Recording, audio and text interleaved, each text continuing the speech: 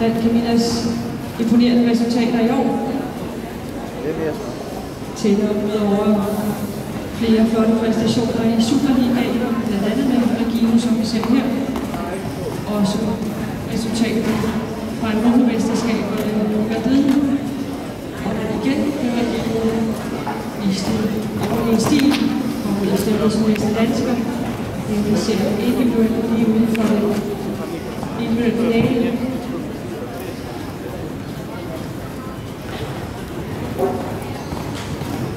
Her som synes at have udviklet kapacitet.